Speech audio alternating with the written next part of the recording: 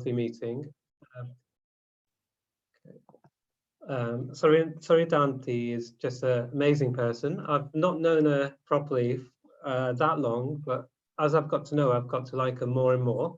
She's very warm, very, very eloquent, and she's got a wealth of experience. She's been a chief executive officer of community organizations, women's charities. She's trained, she's got statutory and experience in the statutory and voluntary sector. And she's going to talk about an issue that's a sort of hidden issue for our community and for the wider community as well, about domestic violence. She's got experience on the other side where she's been supporting women who have been victims of domestic violence. You know, we live in a very male-dominated society. I work in prisons and know 95% of prisoners are men, and men are more likely to commit crimes of violence against women and also children. So I think it's a very important issue that Sarita is going to address today, to tell us what work there is out there. And it should enlighten us, especially as men. I'm sure women are more aware of the issues that they face. And I'm sure these issues go across cultures and communities and countries. So very important issue for, you know, 50% of our population, or 100% of our population. So without further ado, I'll ask Manoj to say 3 Noka mantras, and would you like people to join in, Manoj, or would you like them to mute? And it's always welcome, you know. It's always excellent. You know, we're doing good. So yeah.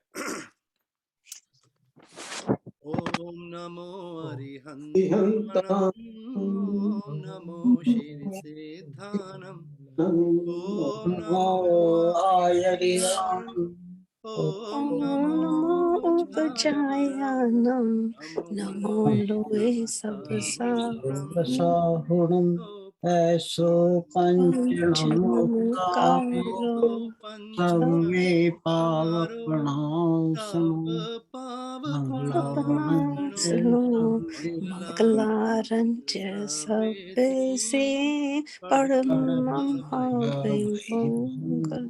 Om Namo Arihantanam, Om Namo Siddhanam, Om Namo Ariyanam, Om Namo Upajayanam, Namo Loe Sabasahunam, Eso Panchanamukaro, Eso Panchanamukaro, Sabbe Pavapanasano, Mangalarancha Sabbe Se Paramam Havai Mangalam. Om Namo Arihantanam. So Manoj is going to be presenting the presentation. Om Namo Ariyanam, Om Namo Vachayanam, Namo Loe Sabunam, Eso Panchanamukaro,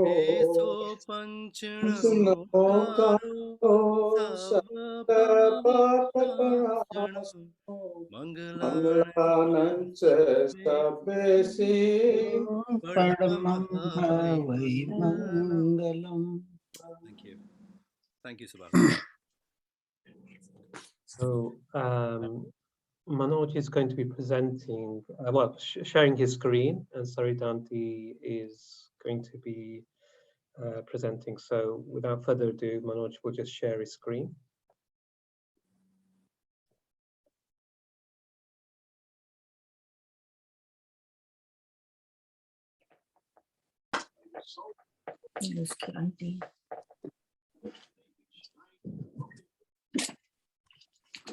Shall I start?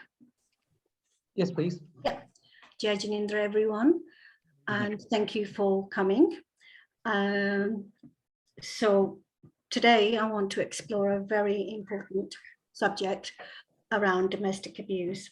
It is the month of International Women's Day this week as well, so it's appropriate to look at something that predominantly affects women, but not just women, but predominantly so.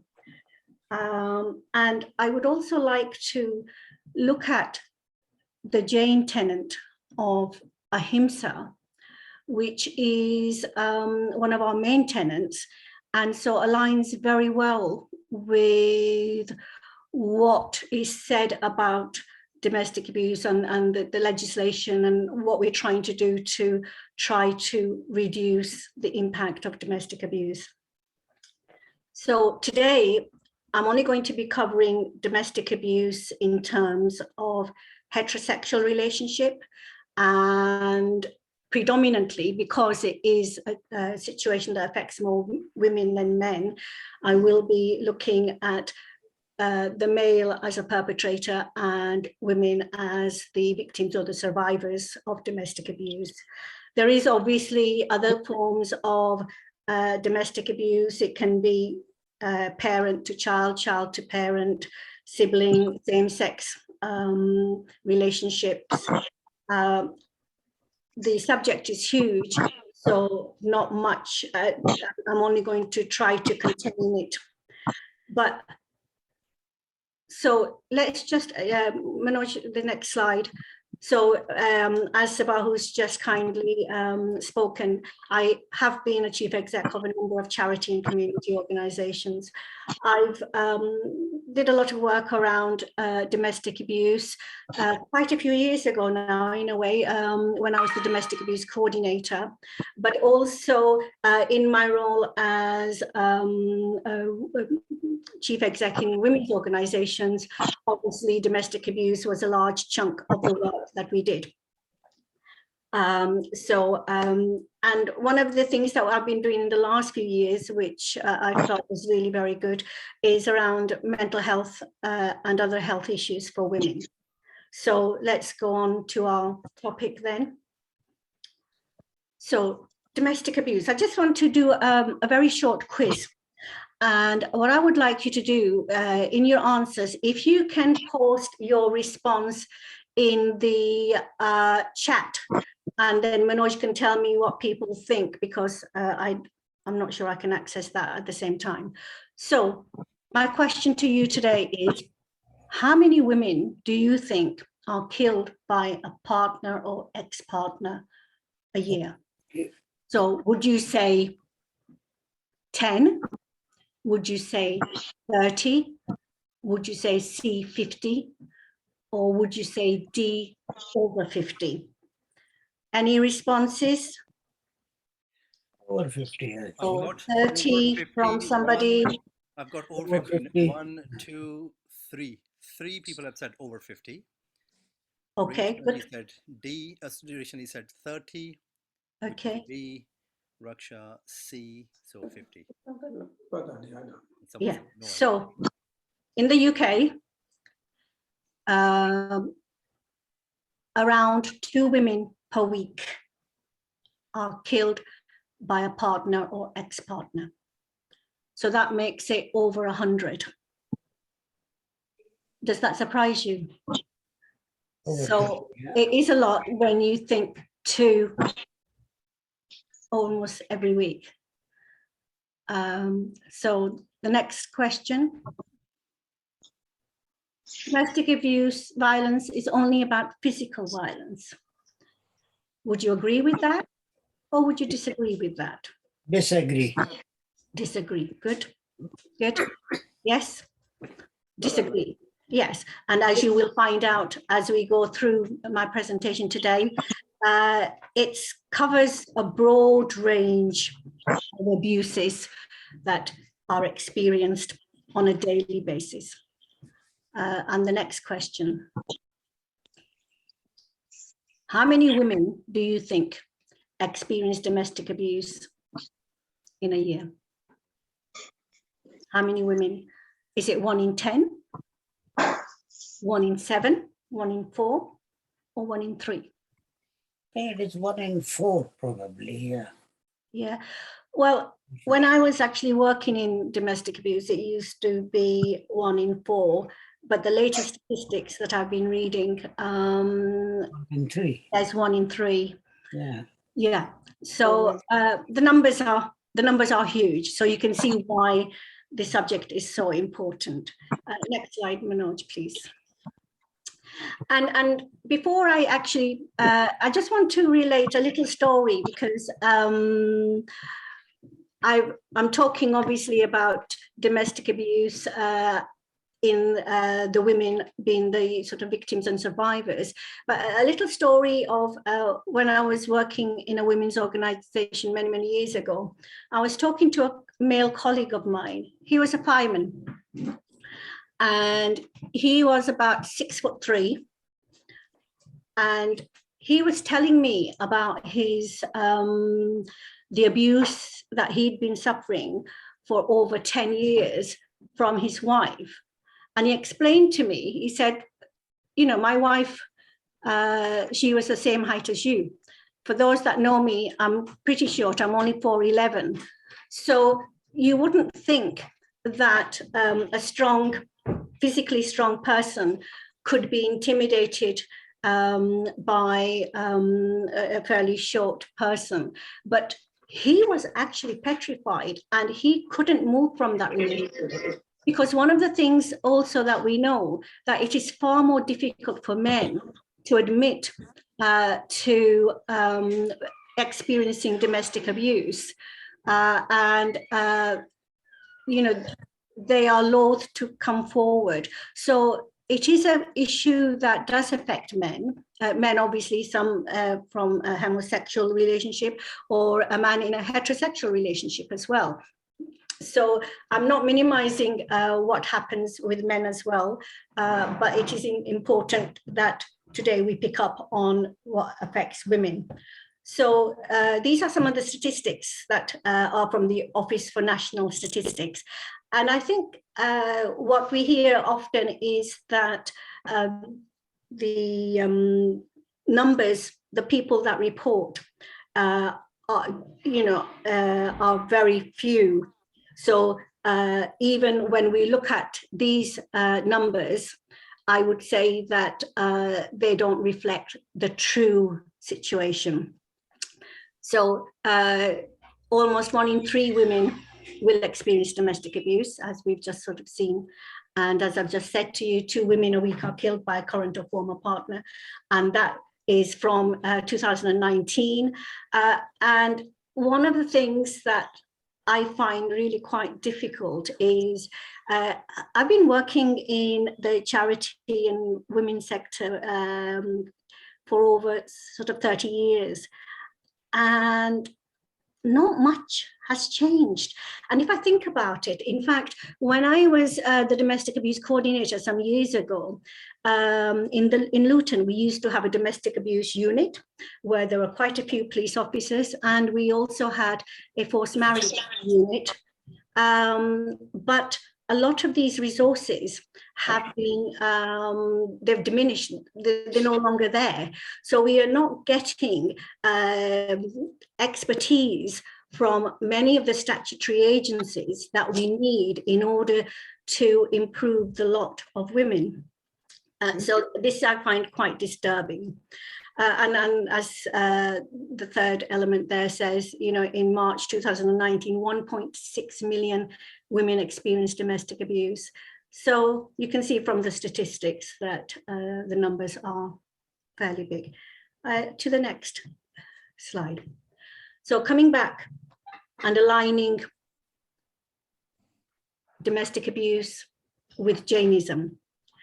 And if I look at that first sentence, do not injure, abuse, oppress, enslave, insult, torment, torture, or kill any creature or living being.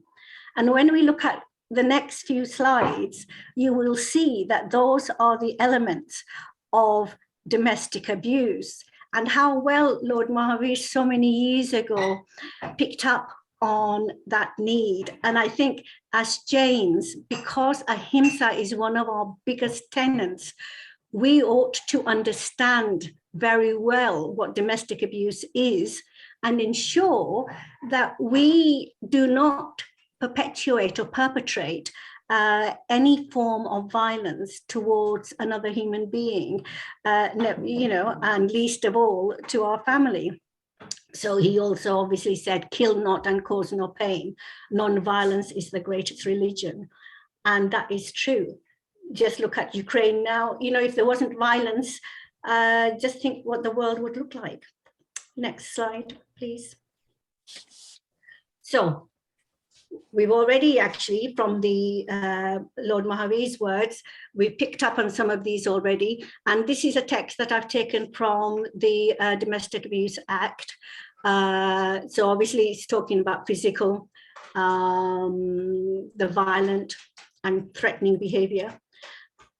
Controlling and coercive. And in fact, coercive has been put into the legislation fairly recently. And because now there is that better understanding of how that manipulation and how that coercive behavior intimidates, manipulates, and diminishes somebody's self-image and self-worth. Economic abuse is a big one as well, where a person, the perpetrator, might take out a loan on his wife's name without her knowledge. Quite often, in order to gain control, they will stop their partner from working. They'll take away the financial independence that they have in order to increase that level of control. Many women, when we've spoken and we've held courses for them, one time the woman said, she would be petrified. The minute she heard the key going into that door, she would become an absolute wreck. And even if the person isn't coming home, even when they're far away, they exert such influence and such terror that even sitting in her own home, she wouldn't do anything that she thought would upset or do anything to entice or her, to make the male partner become abusive towards them. So that level of psychological control is tremendous. And in the Act, it says it doesn't matter whether the behavior consists of a single incident or a course of conduct. However, we know in the work that we do that domestic abuse is one of the most repeated crimes ever, where the victim is victimized again and again. And it is a pattern of behavior that takes control and power away from the victim and survivor, and actually takes away their willpower. And we can see from some of our cases that you can have someone who was really vibrant, who was strong, but over time, that strength and that self-image and self-worth is slowly chipped away. So even women do not realize that they are facing abuse. It's people say, well, how did you not know? Well, no, it's so insidious, it's so slowly the way that power and control is taken away, that even people around do not see it. And I'll explore a slide later in terms of how that manipulation works over time. So the next slide. And of course, we know it is a worldwide issue. And the United Nations definition explores also obviously the intimate partner violence. And as it says there, it's a pattern of behavior that is used to control and maintain power. So the abuse can be physical, it can be sexual, emotional, economic, psychological, as we've already looked at. And it's also the threat. That threat sometimes is even greater than the actual abuse. And what's done is that the behaviors that they use is to frighten the person, the intimidation, the manipulation. Manipulation is absolutely great, where the person doesn't even realize that they're being manipulated. Humiliation is a big one when we'll look later to see how isolation works in situations like this. And of course, we have to acknowledge that it's not any particular race, background, religion. It affects all socioeconomic backgrounds and education levels. Judges have been known to perpetrate violence, domestic abuse. So it's not, oh, this kind of person or this kind of background or this kind of religion. No, it's across all boards. And to look at the next slide, and this is one where we're looking at Women's Aid. For most of you will probably have come across Women's Aid as an organization that works locally and nationally to support women facing domestic abuse, and works very tirelessly to help with the legislation and to put the survivor's point of view across to people who have the power to change legislation. And of course, they've come to that pattern of behavior that is controlling and coercive. It's threatening, it's degrading. And more now. Previously, when men would harass and stalk their partners, they'd have to be, getting in the car or walking behind or standing in front of their house and stuff like that. So it was that much more difficult. Now, with all the tracking systems that you have, and it's amazing how people are so manipulative that they'll take somebody's phone and put tracking systems on them. And so the abuse now that's online, the digital abuse, is really bad. So in that sometimes they will threaten to they'll take photographs, they'll threaten to expose that and put that on social media. They'll use online to track them, keep monitor them, spy on them. So they know every move that that person is making. So over the last few years, in fact, I think it has got worse because ways of becoming abusive have actually increased through social media. So to the next slide. So this is a wheel that originally was developed in the 90s, but it is still very relevant today. So if we look at intimidation, so look, we know sometimes we do it ourselves, with the children. Oh, you look at them and they know that they're not supposed to do something. Looks and gestures carry a lot of intimidation, and a person will do that. They'll intimidate it by sort of hitting the wall and throwing things.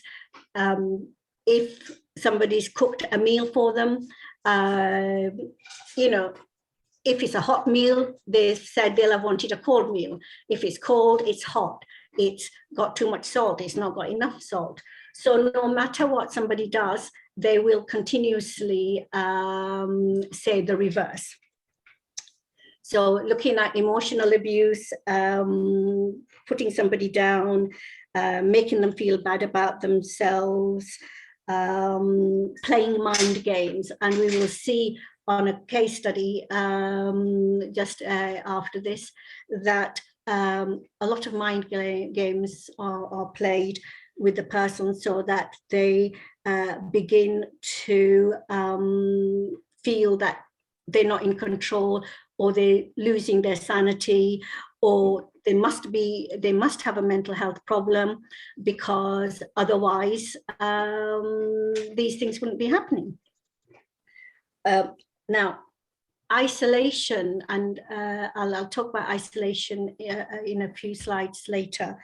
The minimizing, denying, oh, I didn't do it, you made me do it, you did this, so I've done this. So the blame of them being abusive is because you've made me do it. I wouldn't have done it, but you said this, you did this, you're at fault, is often words that can be used. Children, unfortunately, in situations like this, are used by the perpetrator. And it's only recently, I think it's only in the last legislation, that children have now been recognized as someone who does, the impact of abuse is very much on children as well. So in their own right, there's that recognition now. Children, and we think that sometimes when we argue or we do things that children don't know, children do know. And the statistics are huge on that as well. Children know something's going on, they feel the tension. I've had ladies say to me that their son or daughter pretended that they had stomachache and they weren't well because they were afraid to leave the house in case something happened to their mother. So children know, and often women will say, I left, or I had the courage to leave because of the children, or I've stayed because I felt that it would be better for the children. So decisions that women make are often around what's best for their children.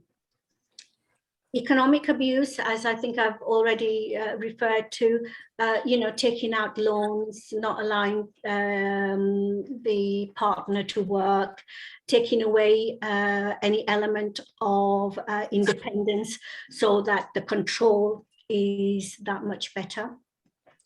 Male privilege, we are living in an unequal society. Misogyny is rampant. So men will use their male privilege. Where does that belief come from? You know, every day, whether it's in the home or it's on the media or it's historical or it's society, that unequal relationship between genders is very noticeable. And domestic abuse is classed as a gendered crime. Coercion and threats we've already talked about. So can we go to the next slide, please? And the next one. Okay, so I just want to very quickly read this out. We don't actually, in such a short session, have time to look at case studies in detail and try to, really assess what's happening and how we can help. So I'm just going to very quickly read this out to you. And I think it's one of the Women's Aid ones. So I got married at the age of 18 and believed our lives would be perfect. When my ex-partner got his way, he was wonderful. When he didn't, he would blame me whether it was my fault or not. If I got upset or challenged him, he would say I was weak and didn't know what I was doing. I started to find food I thought I had brought disappearing, and he would say I was stupid. I would arrive at a pre-booked appointment at the hairdresser's and find it had been cancelled. I missed school evenings because the dates I was told were incorrect. I thought I was losing my memory or my sanity. He used to try to exclude me when we attended gatherings, whispering to me to leave because I wasn't welcome.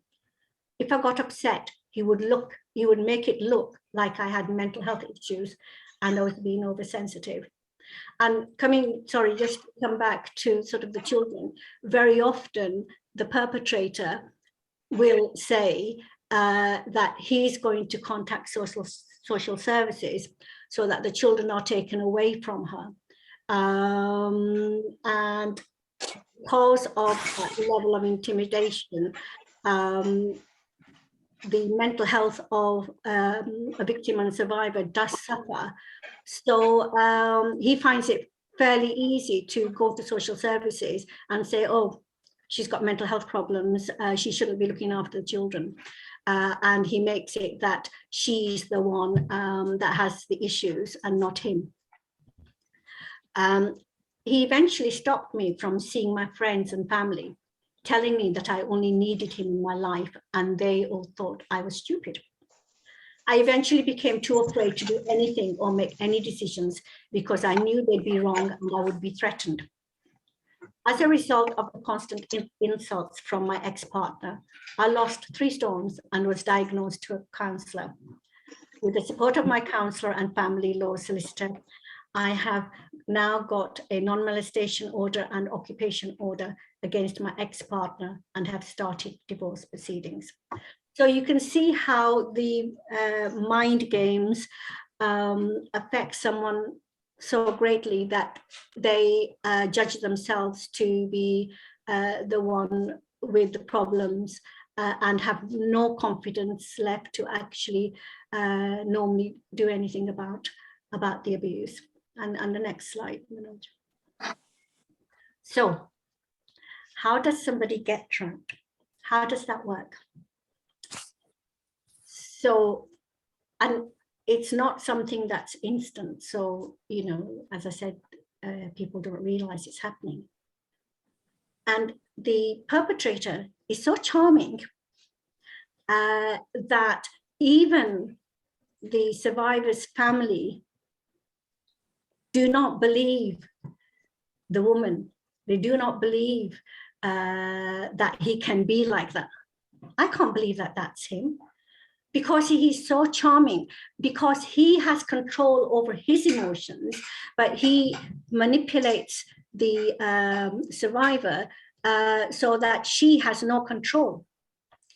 So he's very charming, he's very persuasive, generous. And some of the things that you have to be very careful of is somebody who actually, especially in the early days, is over attentive. You know, you think, oh, how lovely he's come to pick me up from work.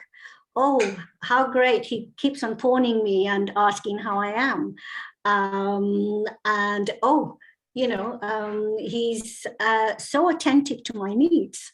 And that is just a way of making himself just there so that every time the person turns wherever, he's there. So initially, somebody is very flattered that somebody is so charming and persuasive and attentive to their needs.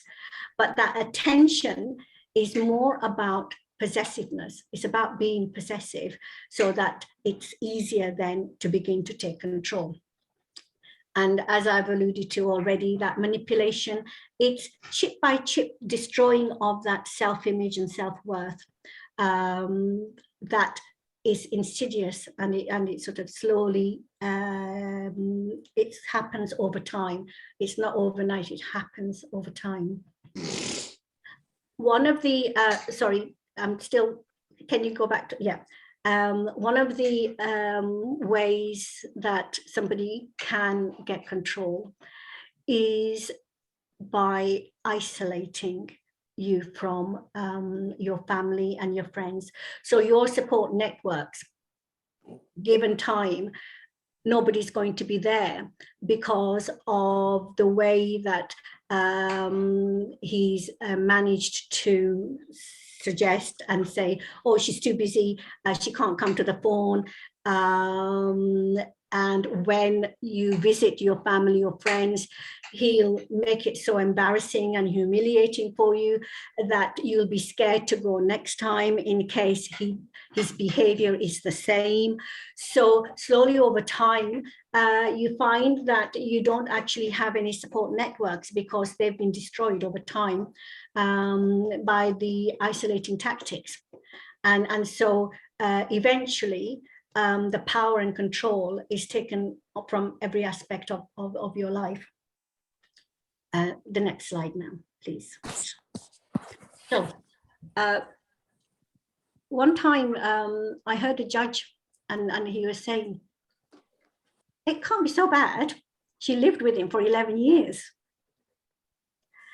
And I felt that to be amazing that someone of that position didn't understand the impact of domestic abuse. So why doesn't she leave? Having that power and control taken away from you, there's a lot of fear. How am I going to leave? What's going to happen? The shame of it. And where will I go? Where will I go? You know, if the house is now in his name, she doesn't know, she may not know many of her rights. And a lot of women don't know their rights. So they feel that there is nowhere to go. There won't be any accommodation for their children. They may not necessarily want to go to a refuge. And so stepping outside of the house is a matter of fear and a matter of shame. And then what's going to happen to the children? If they move away, what about the schools? What about the children's friends? Is she going to disrupt the children's education? And ultimately, it's the lack of resources as well, the finances, the housing, and obviously through the isolation tactics, the moral and other support that has been taken away. Next slide, please. So actually separating is a very, very critical time for a woman. And she really needs to have a safety plan in place. When a woman thinks of separating, and especially say, for example, she's been getting support from women's services, sometimes the demeanor, the behavior, the body language, all of these might have subtle changes, and the perpetrator picks up on that. So it's really, really important that somebody just doesn't leave just like that, but they have a proper safety plan that they know how to leave in a safe way. And a statistic from 2018 was 41% of the women that were killed, so that's 37 out of 91 in 2018, were killed within a month or within a year of separating. So you can understand why women are fearful, because they're afraid that they're never going to see the back of them. They're never going to be able to escape them. And of course, if they've got children, then there may be court orders and family courts that also come in the way. So it is a very dangerous time for a woman at the point of separation. And one of the other really difficult statistics is around pregnancy. So over a third of domestic abuse starts or worsens at the time of pregnancy. Why would you say, why is that? Maybe it's the fact that the perpetrator feels that they no longer have power and control over that person's body. I've spoken to women who've been kicked in the stomach when they've been 3, 4, 5, 6 months pregnant, where they've been pushed down the stairs. And this happens. And sometimes, as he says, is that it definitely worsens for most women at the time of pregnancy. And the next one. And some people will say, well, women are just as abusive as men. Some years ago, the government had statistics, 1 in 4 women are abused and 1 in 6. However, quite often when men are abused, it's quite often a one-off incident and not that pattern of behavior that women experience. So a woman, as we've already said, about 2 are killed. And further down, if you look, the majority of defendants in domestic abuse-related prosecutions were men, 92%, and the majority of victims were female, 75%. And there were, in 10% of cases, the sex of the victim was not recorded. So it is a gendered crime, which is deeply, deeply rooted in societal inequality between men and women. And the next slide, Manoj. And people say, well, in this day and age, it's easy to get help.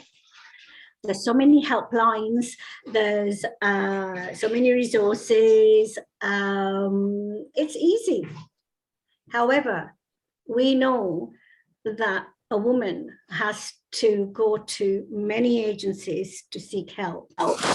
And you probably all come across some of the high profile cases where women have gone to the police time and time again, and nothing's been done. And the next few days, she's been killed. So trying to get help from the police, from GPs, health professionals, statutory agencies, and a woman experiences around 35 incidents before she even goes to seek help. So it's not easy to ask for help, but when you go for help and you don't get the correct response, or you don't get what you expect, then it becomes even more difficult to continue asking for help. And of course, apart from the external barriers, there's her own barriers, the fear, the lack of esteem, she doesn't deserve help, the shame, oh, you might change. All of those things, they go through the mind of the victim and survivor. And the next slide. So I wanted to read this poem, if I may, to you. And it shows how what happens, what the perpetrator does is, I'm sorry, I won't do it again. Brings the flowers, takes her out for a dinner date, and shows remorse, cries, and will say, if you don't take me back, I'll kill myself, I'll kill the children. So that emotional blackmail is there all the time. And so again and again, the person gives in. And it's these false promises, these false hopes, and, a way that they actually continue with the manipulation. I got flowers today. It wasn't my birthday or any other special day. We had our first argument last night, and he said a lot of cruel things that really hurt. I know that he's sorry, and it didn't mean to say the things he said, because he sent me flowers today. I got flowers today. It wasn't our anniversary or any other special day. Last night, he threw me into the wall and started to choke me. It seemed like a nightmare. I couldn't believe that it was real. I woke up this morning sore and bruised all over. I know he must be sorry because he sent me flowers today. I got flowers today. It wasn't our anniversary or any other special day. Last night, he threw me into a wall and then started choking me. It seemed unreal, a nightmare. But you wake up from nightmares, and I woke up this morning sore and bruised all over. But I know he is sorry because he sent me flowers today. I got flowers today, and it was Valentine's Day or any other special day. Last night, he beat me and threatened to kill me. Makeup and long sleeves didn't hide the cuts and bruises this time. I couldn't go to work today because I didn't want anyone to know, but I know he's sorry because he sent me flowers today. I got flowers today, and it wasn't Mother's Day or any other special day. Last night, he beat me again, and it was worse than all the other times. If I leave him, what will I do? How will I take care of the kids? What about money? I'm afraid of him, but I'm too scared and dependent to leave him. But he must be sorry because he sent me flowers today. I got flowers today. Today was a special day. It was the day of my funeral. Last night, he killed me. If only I would have gathered the courage and strength to leave him. I could have received help from the women's shelter, but I didn't ask for their help. So I got flowers today for the last time. And the next slide, Manoj. So there is help out there. Over the last few years, I think the help has diminished. Many during the COVID time and previously, many of the women's services were reduced because of austerity cuts. However, there are many helplines and services that people can ask for help. There is obviously the Domestic Abuse National Helpline. Googling Women's Aid is there, Refuge and local services. Okay, thank you very much. And I'm happy to answer any questions. Silence.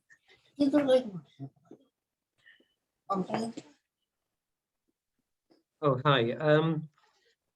Do you feel a lot of women work in caring professions which are sort of lower paid, like teaching, nursing? Do you feel that leads to a lot more inequality in society and things like that should be looked at?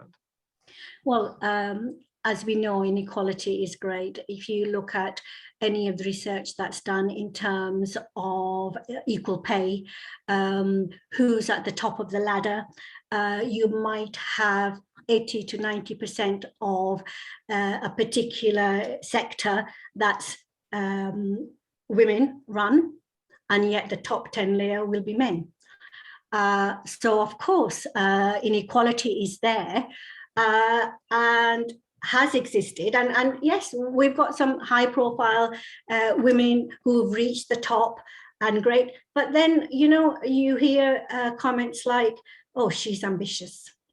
You know, she's like steel. So the vocabulary and the jargon that is associated with women achievers is negative. And when men are ambitious or aspire or do things, then it's very complimentary. So you get that across all sectors. And it is difficult for women to go up the ladder. And obviously, many of the caring professions tend to have women as the main employees. And it's easier to get away with not looking at the pay. And we've had just recently, haven't we, with the MPs, talking about inequality in pay. And with Bollywood, you've had in the last few months, why did the male star get 3, 4, 5 times more than the female star, even though her role was greater than a cameo role from the male actor. So yes, inequality, and that's why we call this a gendered crime, because it is, and it explores the inequality that we have between the genders even now. Right, follow-up question. Do you feel this should, thank you very much, fantastic presentation, very enlightening. Do you feel there should be positive discrimination? To, like, for example, FTSE chief executives or directors, probably 5 or 10% are female. So how do you feel about that? Well, I mean, positive discrimination and positive action has been talked about for years, hasn't it? Whether it's to do with the female role or whether it's to do with race. And I just feel that there should be an equal leveling field. For example, even if you think about women and you think about women, Black women, well, it's 3, 4 times more difficult for them to get on that ladder. So I think that what we should do is to, there's a process when in recruitment. So I do firmly believe that names and ages and genders should not be on the application form that for people who are doing the interviews. It should be administrative side, so that, even at that selection, there is bias and you don't realize. I mean, we all have bias, we all have prejudice. I defy anyone to say that they don't have a prejudice. We all do. But the thing is, we have to recognize that we have. Okay. So I do think that if schools are a place to start, schools and homes are the place to start.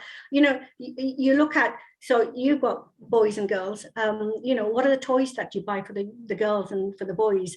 What are the activities that you do for the different genders? I remember, and unfortunately, I don't think it's changed much. One of my teachers said to me, "Oh, Sarita, you're Asian, you don't need maths. You're going to be married off and stuff like, that kind of attitude." So it has to come from the day dot that you treat your women and your men and your boys and girls equally, and only then can you aspire to actually and ensure that there is equality in this world. Yeah.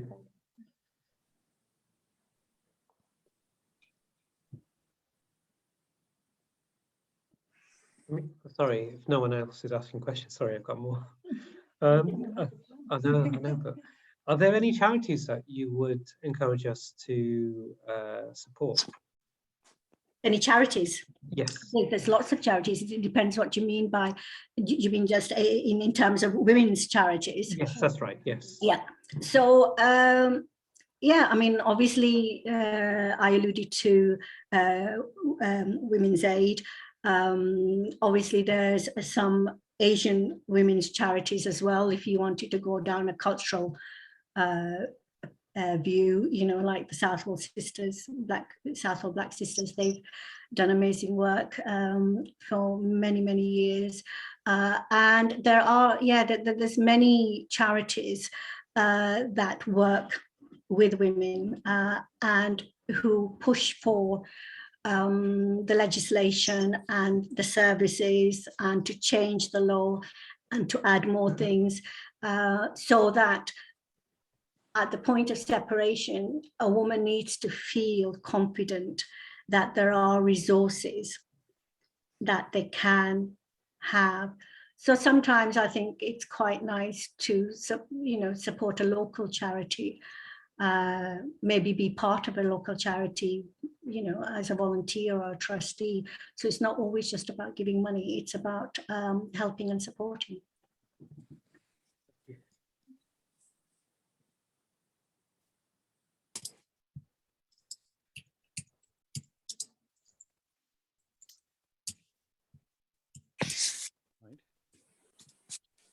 Please ask your questions now, if you have any.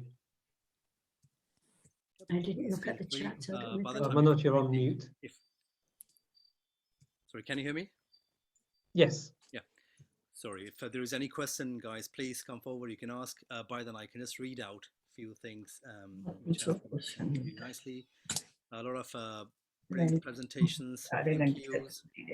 Some of the comments like truly enlightening, and thank you so much. Well done to you.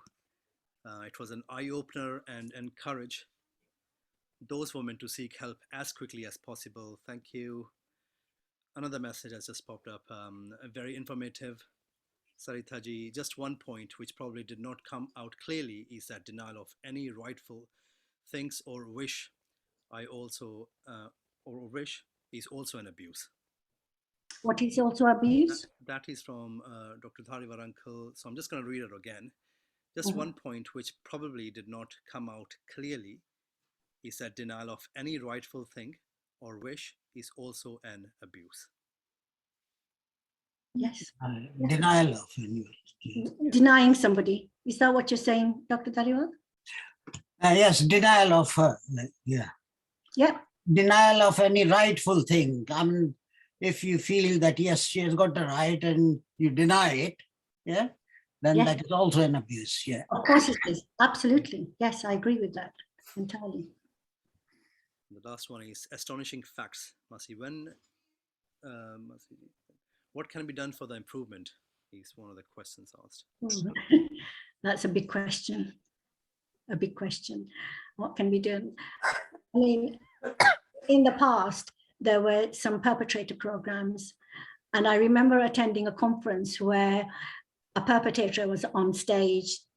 And one of the things he said, which stuck with me, was, actually, when I attended the perpetrator program, I got better at ways of abusing and hiding and stuff like that. And, you know, that was quite a shock. And recently there's, in every town, you have what's called a MARIC, a multi-agency risk assessment conference, where you're looking at medium and high risk perpetrators. And I think that some of the perpetrator programs have changed. And now what they try to do, I think, is to try to, you can't change people, okay? But you can try to put barriers in the way of that violence. So one is obviously to improve the resources. So you're giving confidence to people to be able to leave abusive relationships. And the other one is to work with the perpetrators so that especially the high risk, you know, that there is monitoring and close surveillance of them. But my question always at the MARIC was that quite often you'd see that somebody was low risk, but an incident occurs and that just changes like that. So that low incident or the low risk changes to high risk overnight. And so for me, you know, it's trying to look at all the, whether it's low, medium or high risk, you know, and I know resources are tight, but how can we keep an eye on that?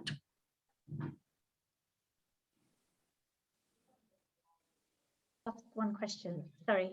Auntie, thank you very much. It was a really good presentation. I really enjoyed listening to that. Thank you. I just wanted to ask you, if somebody was to tell somebody else that they're being abused, I mean, I know in my profession there are certain protocols for how I have to handle it, but if anybody else is just told by a friend or someone that actually, you know, my partner abuses me or he hits me or something, what would you say the first thing is that they should do? In terms of how should they handle that situation? What should they say, and who should they escalate that information to? So it depends on the circumstance and the situation and who that person is. Yeah. Okay, so you'd probably deal with it slightly different if it was a work situation or a family member. But I think one of the ways is to help that person become more aware of what's happening, give them the tools, because you're not going to be there at the time where the abuse takes place. So you've got to give them tools, i.e. just even the telephone numbers. But even that is more difficult, because when the perpetrator will forever be checking the phones and any letters or emails, etc., you've got to be very clever at doing stuff like that, right? You know, so how can they keep a number safe? We used to, at one point, we had this little campaign where there were little lipsticks, and the lipstick, what you call it, the lid inside would have a number. All right. So it's lots of different ways. So basically, if somebody says that they're in an abusive relationship, what is it that they want? That's what you need to know. And how can you support that person in getting what they want? But never say, oh, leave him. Because as you've heard, separation is the most critical time, and they need the support of a women's organization to give them a safety plan, what to do, how to do it, how to be safe, how to,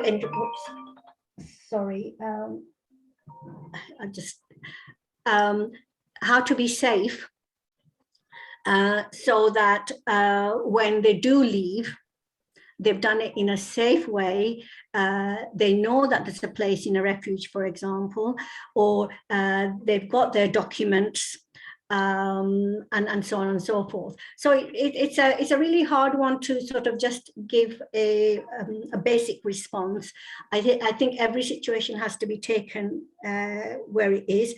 Some women may not be, you know, maybe very vulnerable, and therefore to suggest something. So I wouldn't advise anybody, but I would make them aware and give them resources as much as I could.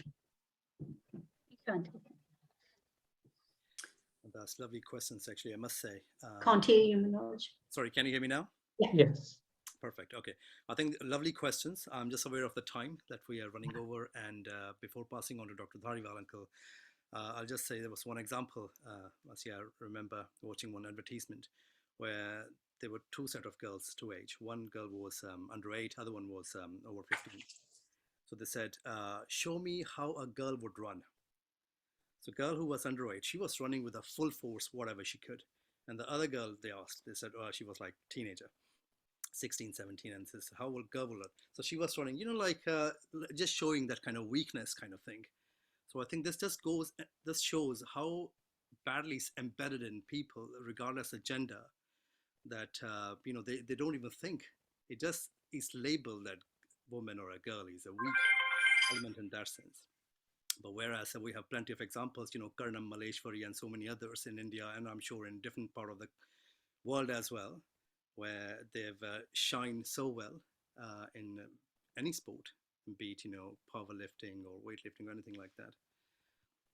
But it's amazing how it just goes too deep-rooted in our culture in that sense. Before my father-in-law teaches us about logos, can I just make an announcement, also make a point that, okay, so, you know, male privilege is, if we think about it, it's the same way that there's white privilege. Yeah, exactly. So sometimes men are not aware in the same way that white people feel uncomfortable when racial inequality is brought to their, you know, to their minds. So it's similar to that. And also Okay, just on a completely different point, it's a fantastic presentation, very enlightening, and we just have to, as Jains, you know, try and be mindful of issues that everyone's facing in society. So, and lastly, I just want to make an announcement about the Mavigenti function. We've nearly allocated all our tickets, so you know, I don't want parents to not to be able to see their children, you know, perform at the Mavigenti functions. So please let me know if you need any more tickets, and I'll pass it over to my father-in-law. I unfortunately have to go now, but thank you very much, Auntie. It's been very enlightening. Okay, thank you, and pass over to my father-in-law. Okay. I have today sent you the logos that we had been doing for last two sessions. Yeah. And there is a recording as well as the text in Hindi. Regretfully, I couldn't find an English text anywhere, and that's why I could not send you in the English text. But and the text would at least help you to revise and to learn. But the way that I have recorded it and send it to you is so that there is a pause after every line, so that you can then repeat at that time and learn it that way. So we did Logasa Ujogre Dhammati Thirejine Arhente Kitte Sam Chavi Sampi Kevali. And we have done Usava Majam Chavande Sambamam Danam Chasumcha Popam Supasam Janam Chandapam Vande. Next now, today is Suviham Chapupadantam Shiyal Sijasava Supujam Cha. Could you please repeat it? You didn't get it, huh? Suviham Chapupadantam Shiyal Sijasava Supujam Cha. Bit too much, is it? So, yeah. You know, I was thinking maybe it might be helpful to have some written form there. People can just kind of read in English. If... you got it. You got it on your phone. If you go to Jain associations. Is that in? But that's in Hindi, right? It is in Hindi, unfortunately. Yes. Okay. So not many people might be able to read that. I think I would write it up in English, yeah, you know, and then send it off, if possible, today or tomorrow. Otherwise, it is in Hindi.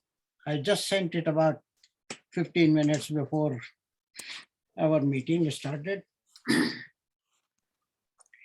But anyway, Suviyam cha Pupadantam Shiyal Sijasya Vasubhujam cha Vimal Mananta Janam Dhammam Santim cha Vandami Kunthum Aram Chamallim Vande Muni Suvyam Nami Janam cha Vandami Rithinemi Pasam Tavadmanam cha. So these the last 6 lines covers all 24 Tirthankars' name as they are, 1 to 24. So I think we would just go to up to this much, and then the rest we would do it in the next 2 sessions. Okay? Right, okay. And maybe Dr. Sarita, you and I, we can talk regarding the English, and we can share that with the... Yeah, I'll send it in English if it's but audio I have sent it off today. That's right. Of the full logos. Yeah? And they can just repeat it again and again. Anytime when they're just having your breakfast, you can play it and listen to it. Simply by listening several times, you start getting it. Actually, and you would remember it. Someone has just recently shared in English as well. So there we go. Oh, you got it. Oh, well, that's very good. There we go.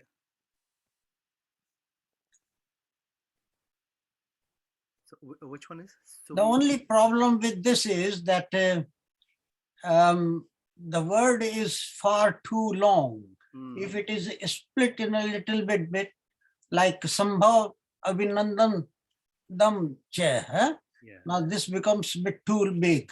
But in Hindi, when I have sent it, it is split so that it is easy to pronounce and it is to remember. I think most of the people here, they will not be able to read Hindi, but English, you're absolutely right. We can break the words. So Yeah. it's easy to If we like Usabha Madhyam Che, the first one. Usabha Yeah. and then Madhyam Che. Yeah. These are actually two words, but in English they have joined it together. Yeah. Usabha is Rishabdev Bhagwan, Right. Yeah. and Madhyam Cha Jitnath Bhagwan. Yeah. Right. Cha Vande Sambhav is one, and Abhinandan is fourth. Yeah. Yes. Cha, then Sumatinath, Sumain, separate. So if we break it, then it is easy for people to pronounce and it is easy for people to remember. Right. Yeah. Longer words are difficult to remember.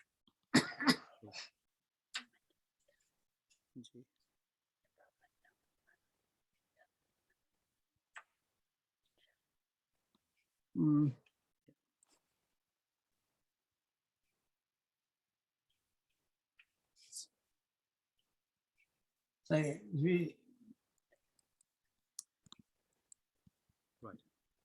Anyway, I'll type it out and I'll do it. Yeah. And I'll send it off to you. Okay. Can you send this one off to me? Okay, we'll do that. Yeah. You can send it off to my email address.